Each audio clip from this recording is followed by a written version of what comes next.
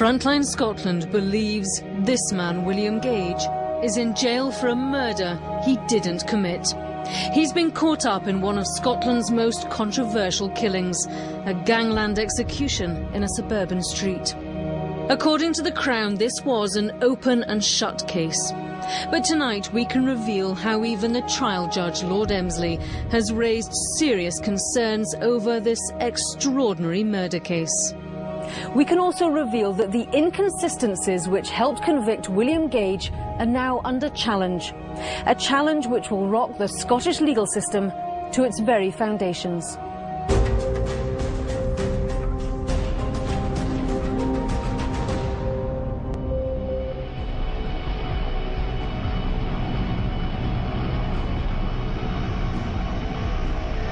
It's 10 o'clock on a Thursday night. 30-year-old Justin McElroy is on his way home to his pregnant wife. They live in an expensive area of Cambuslang, on the edge of Glasgow's commuter belt. As he arrives home, it's dark, and the street where he lives, Acacia Way, is quiet. But someone is waiting for Justin McElroy.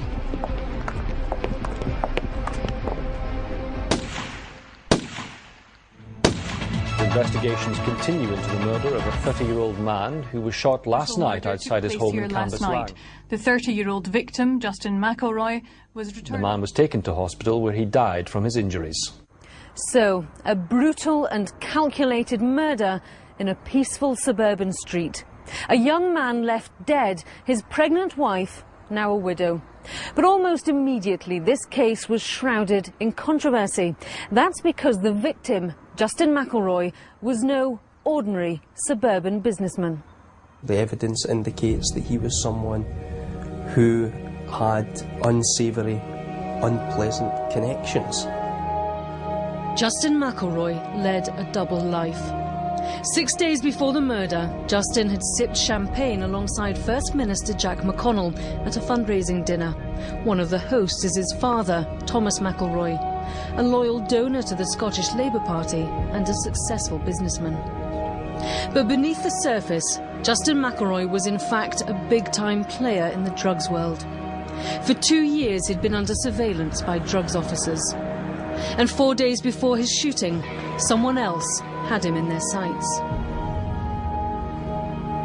A notorious gangland enforcer pays a visit to Justin McElroy. There was a threat which was known to the police authorities, or became known to the police in Scotland, hanging over his head. Perhaps only Justin McElroy knows the full details of exactly what was going on at that moment. Justin McElroy owed someone £50,000. He's left in no doubt that the debt will not be written off. To find the killer, the police were initially dependent on eyewitness statements. These reconstructions are based on statements given to the police, the first from Justin's wife, Tracy.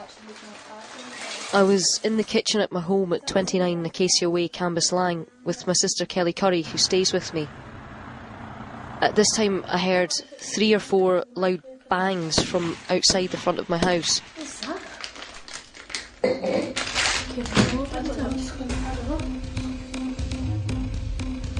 I looked out the windows at the top of the door. I saw a man at the top of my driveway. He was aged late 20s, early 30s, slim to medium build, 5 foot 10 inches tall. He was wearing a blue or green hooded bomber jacket with a hood up and a similar coloured scarf covering his nose and mouth. I leaned out and saw the same person run down the street and out of the view of the house. I cannot identify the man who ran off. Well, generally the first statement a witness gives is likely to be the most reliable account. One reason for that is that it's at that point the witness has had least exposure to potentially misleading or suggestive information. So in this case, Tracy McElroy was interviewed within an hour of the original event. Tracy McElroy's neighbour, Julie Waugh, also gives a statement to police shortly after the shooting. I was lying in bed. At 10:05, I heard the gun go off. I don't know why, I just knew it was a gunshot.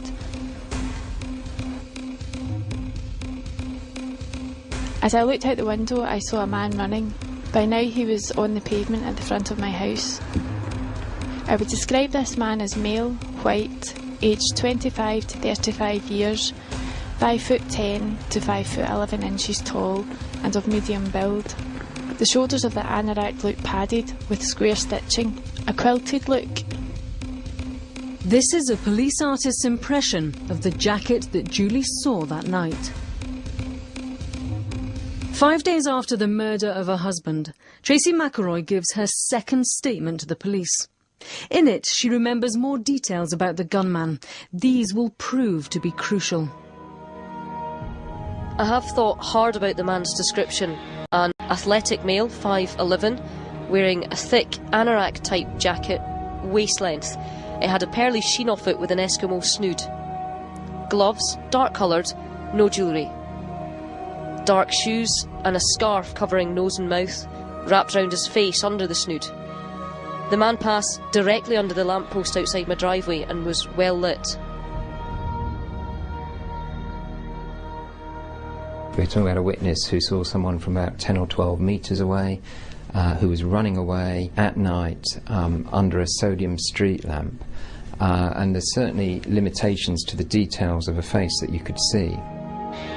As the killer escapes, he's apparently spotted by another witness, Stephen Madden.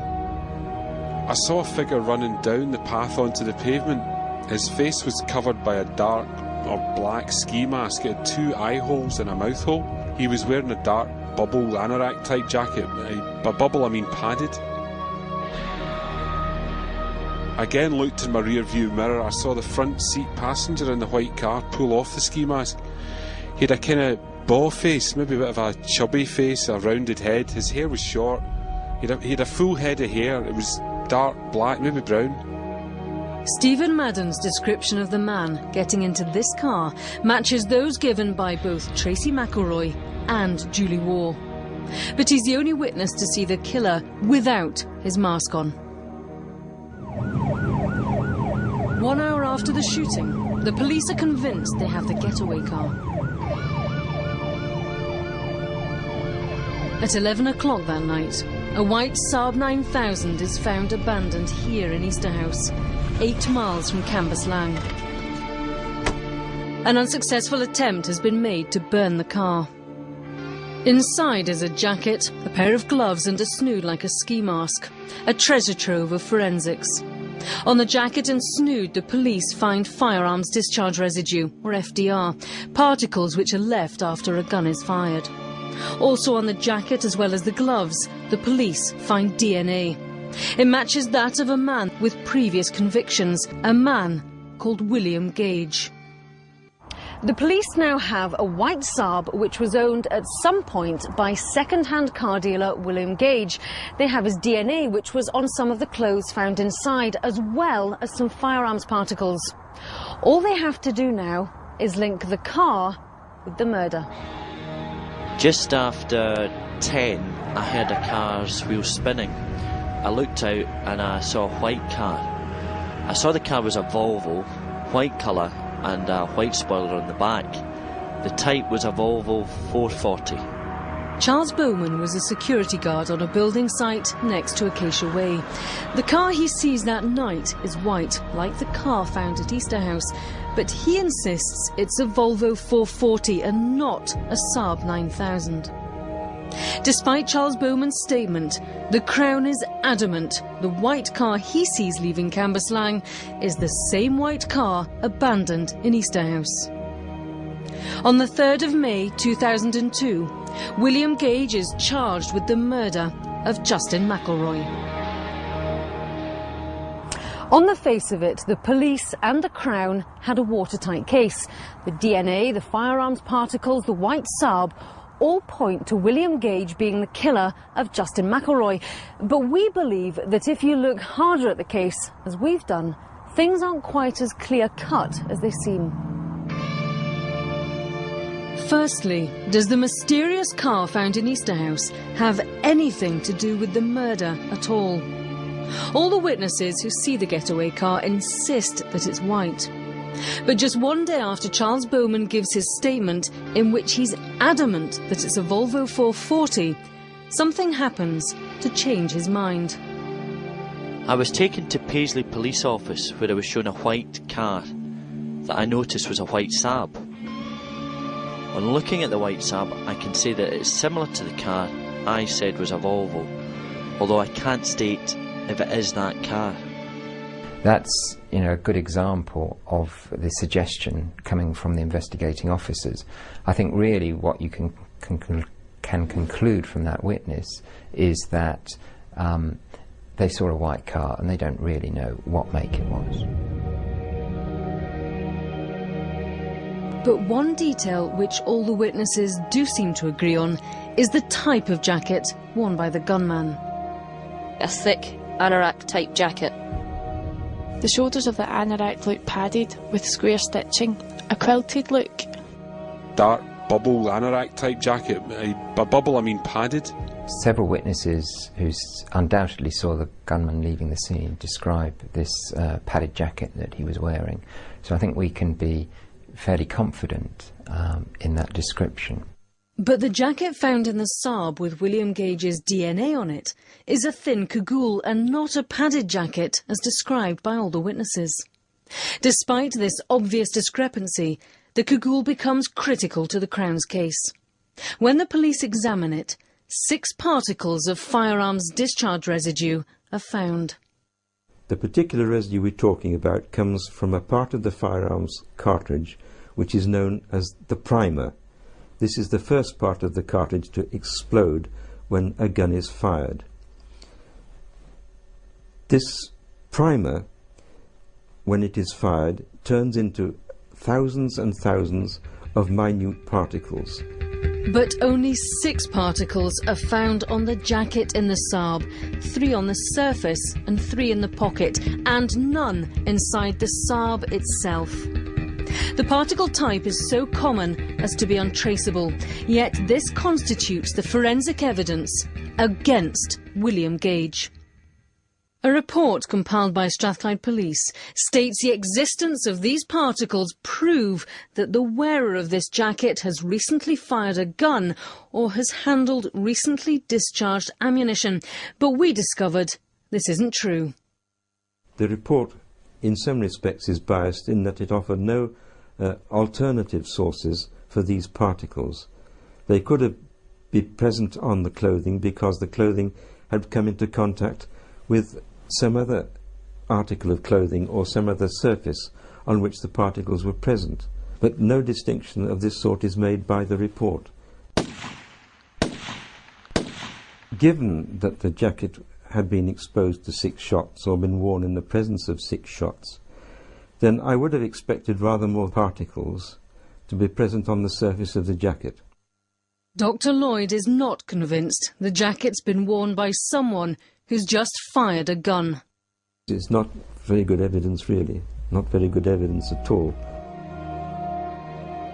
A few months after Justin McElroy's murder, Strathclyde Police organise an identity parade. But it's abandoned after William Gage complains none of the parade volunteers resemble him at all. But the day doesn't prove to be a total waste of time for the police. Tracy McElroy is shown a mannequin, dressed in the clothes found in the Saab.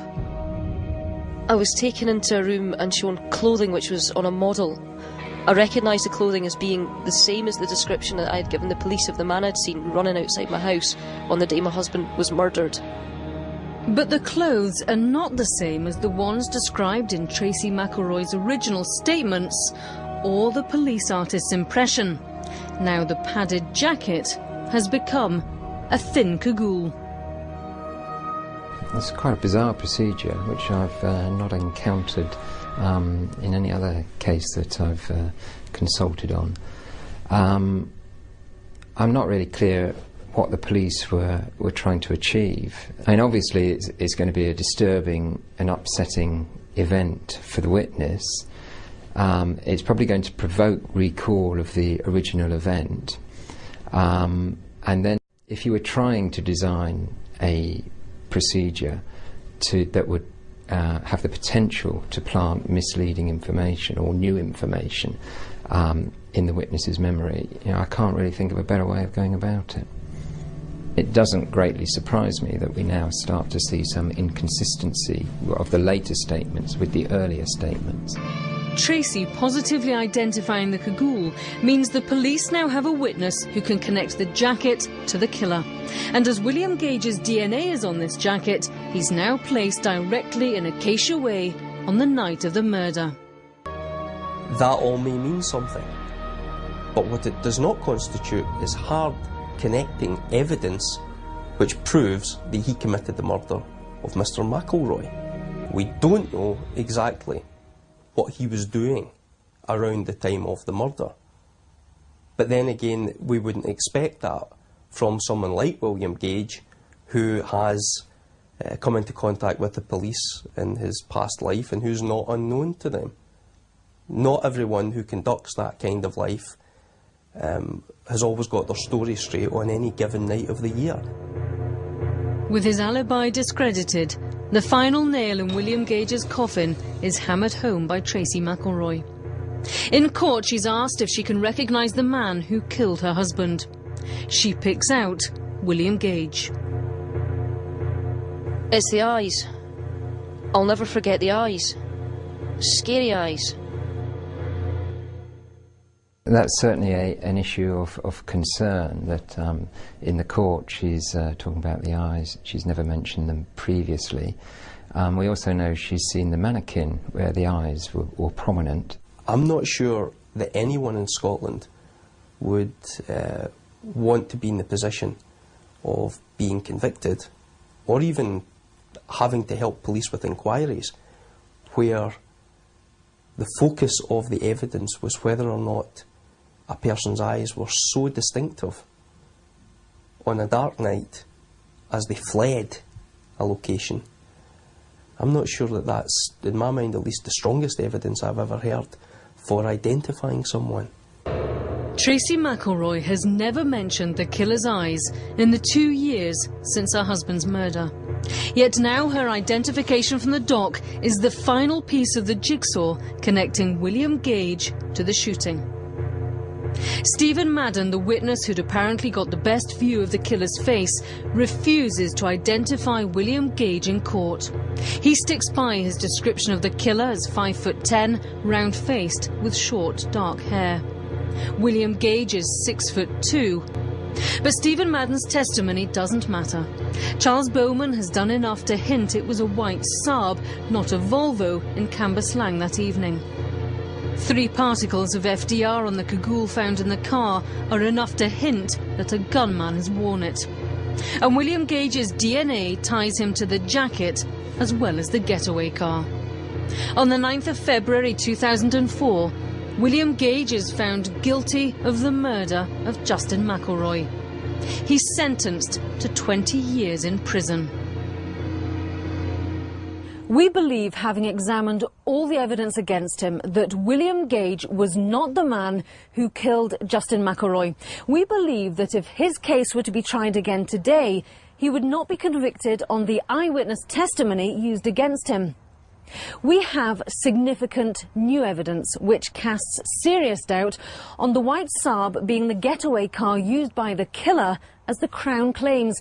In fact, we believe that the car, which contained all the forensic evidence used to tie William Gage to the crime, was never even in Cambuslang that evening. And we're not the only ones to have doubts. Lord Emsley was the judge in William Gage's trial. This is his report, which he submitted to the appeal court after the conviction. In a highly unusual move, Lord Emsley is severely critical of the decision to convict William Gage, describing Tracy McElroy's identification of the clothing as uncorroborated and significantly contradicted. If the jacket in particular was not proved to be the one worn by the killer at the locus, then the whole of the Crown's evidence of DNA and FDR would become irrelevant and academic. In that event, it would be difficult or impossible to establish any link by corroborated evidence between the appellant and the murder. What links William Gage to the murder is the white Saab. All the ballistic and forensic evidence against him is found inside this car. There's two things we're talking about here. We're talking about a crime that was committed involving a firearm in the Cambuslang area of Glasgow on the night of the 7th of March. Then the spotlight shifts. Within an hour, within 60 minutes or 90 minutes, a burned out car is found in the Easterhouse area of Glasgow. What the Crown had to do in the court case was to establish a link between those two events. Whether or not those two events were actually connected, in my mind some doubt resides. If this Saab did not make the short journey from Cambuslang to Easterhouse, then the entire Crown case against William Gage collapses. William Gage's lawyers demanded to view CCTV footage covering the roads in between Cambuslang and Easterhouse. If the white Saab was used as a getaway vehicle, then surely it would appear on one of these cameras. But delays in obtaining the tapes mean the CCTV footage has never been viewed by anyone connected with William Gage's defence. But the footage has been seen by the police. Tonight we can reveal the white Saab found in Easterhouse, William Gage's getaway car according to the Crown, does not appear in any of the numerous CCTV tapes viewed by the police. And we have the paperwork to prove it. The information it contains was never revealed to the jury at the trial. You may wish to note that there is no CCTV recording of the Saab motor vehicle on any of the tapes viewed by the police. If the white Saab doesn't appear on the CCTV footage, then we can't be sure it is in any way related to the murder of Justin McElroy. And if we can't connect the Saab to the murder, then neither can we connect the jacket with William Gage's DNA on to the murder. Therefore, we can't connect William Gage to the murder.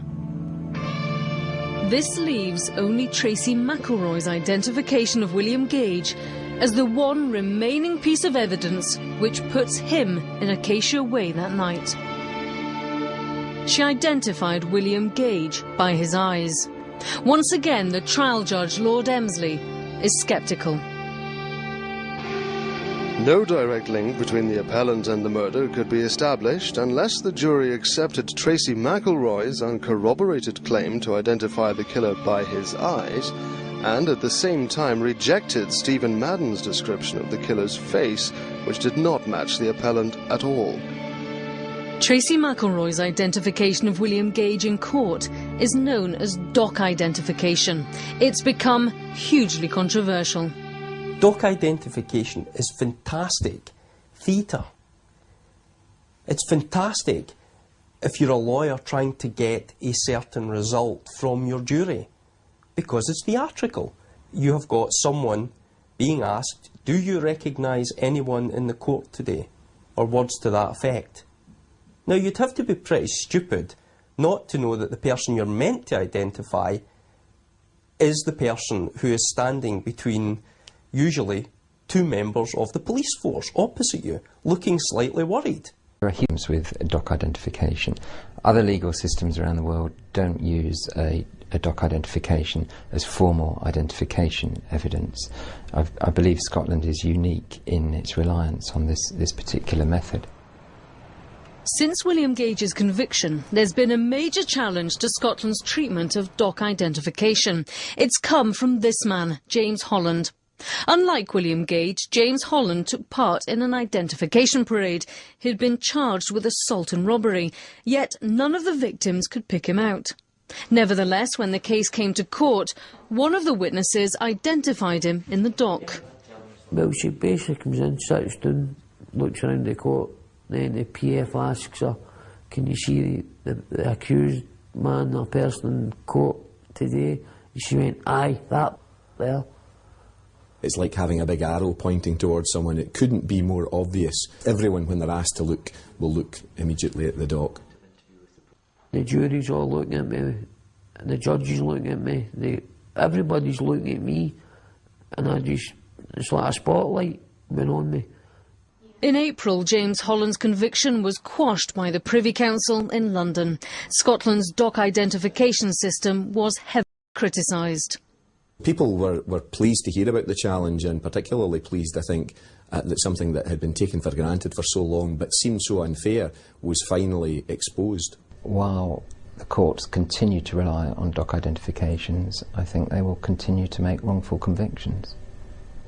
James Holland's case means potentially hundreds of convictions secured largely on doc identification are now open to challenge. This is hugely significant for cases which have resulted in convictions already and where someone is perhaps challenging their conviction. The implications are that they also may have their convictions quashed if the identification evidence is open to the same criticism. The Miscarriages of Justice Organisation Scotland is now examining the case of William Gage. He's currently awaiting the outcome of his appeal, but he fears the worst. Neither the CCTV evidence nor the new thinking on eyewitness identification were heard at his appeal. But both could form part of a submission to the Scottish Criminal Cases Review Commission. There are many unanswered questions about this case. Who did Justin McElroy owe the £50,000 to? Is this person the key to who pulled the trigger? William Gage remains behind bars here at Shotts Prison. He still protests his innocence. Can we say beyond reasonable doubt that the white Saab clumsily abandoned in Easterhouse was the getaway car? Can we say beyond reasonable doubt that William Gage was the man Tracy McElroy saw running from her house that evening? Can we say beyond reasonable doubt that William Gage murdered Justin McElroy? I don't see any credible eyewitness identification evidence that links William Gage to this murder.